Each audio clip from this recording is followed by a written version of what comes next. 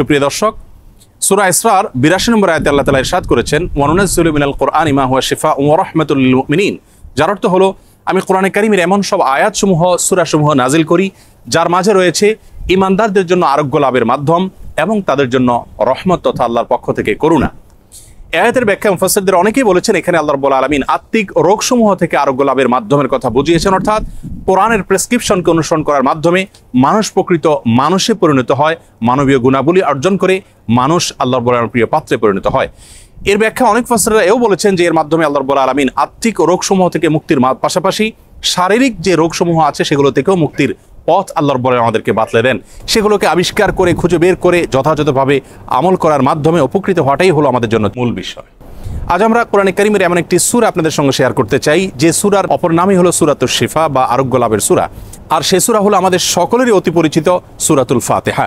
সহিহ বুখারীতে আবু সাঈদ খুদরি রাদিয়াল্লাহু আনহু থেকে একটি হাদিস বর্ণিত হয়েছে, যে হাদিসের মাধ্যমে বোঝা যায় যে সাহাবায়ে কেরাম সূরাতুল ফাতিহার মাধ্যমে চিকিৎসা গ্রহণ করেছেন এবং অলৌকিকভাবে, বিস্ময়করভাবে কঠিন এবং দুরারোগ্য সমস্যা থেকে তারা মুক্তি লাভ করেছেন।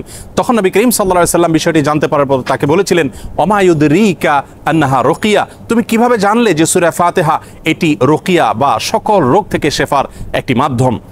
এজন্য এই সূরা সম্পর্কে উলামায়ে কেরাম বলে থাকেন যে সূরা ফাতিহার মাধ্যমে যে কোনো রোগ বালাই থেকে, যে কোনো বিপদ আপদ থেকে, যে কোনো অসুখ বিসুখ থেকে মুক্তি লাভের মাধ্যম হিসাবে আমরা এটিকে ব্যবহার করতে পারি। সূরা ফাতিহা এ সম্পর্কে ইমাম ইবনুল কাইয়িম রাহিমাহুল্লাহ তিনি বলেছেন, এই সূরাটিকে বারবার আমি আমল করে দেখেছি। আমার জীবনে যখনই কঠিন কোনো ব্যথায় আমি আক্রান্ত হয়েছি, কাতর হয়েছি, তখনই এই সূরা পাঠ করে ফু দিয়ে সে ব্যথার জায়গাকে মুছেছি। আল্লাহ রাব্বুল আলামিন বিস্ময়করভাবে, অলৌকিকভাবে আমাকে সুস্থতা এবং আরোগ্য দান করেছেন। আমি ব্যক্তিগতভাবে আমার কথা বলতে পারি যে আমার বাসায়, পরিবারে আমার বাচ্চাদের যখন কোনো অসুখ বিসুখ হয়েছে, কখনো কোনো সমস্যা দেখা দিয়েছে, তৎক্ষণাৎ আমি সূরা ফাতিহা পাঠ করে তাদেরকে ফু দিয়েছি, তাদের শরীরে মুছেছি এবং সঙ্গে সঙ্গে আল্লাহ রাব্বুল আলামিন বিস্ময়করভাবে আমাকে উপকারিতা দিয়েছেন। আর এরকম ঘটনা আমার জীবনে ২-৪ বার নয়, বরং অগণিতবার ঘটেছে।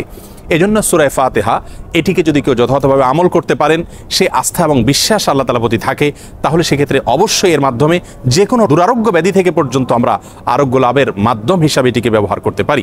হাদিসে কুদসিতে আল্লাহ রাব্বুল আলামিন বলেছেন, আনা ইনদা যান্নি আবদি বি, বান্দা আমার প্রতি যেমন ধারণা করবে আমি তার প্রতি সেরূপ আচরণ করব। অতএব পরিপূর্ণ আস্থার সাথে, বিশ্বাসের সাথে যদি কেউ যে কোনো অসুখ বিসুখ থেকে, যে কোনো ব্যাধি থেকে মুক্তি লাভের জন্য সূরা ফাতিহাকে পাঠ করেন, সেটি পাঠ করে কোনো পানিতে, তেল ইত্যাদিতে ফু দিয়ে সেটি যদি ব্যবহার করেন, প্রয়োগ করেন, অথবা শরীরের কোনো জায়গায় অসুখ দেখা দিলে এটি পাঠ করে যদি ফু দেন সেই জায়গায় বা মোছেন, ইনশাআল্লাহ বিইذনিল্লাহ আল্লাহ তাআলা তাকে ওই রোগ থেকে মুক্তি নসিব করবেন।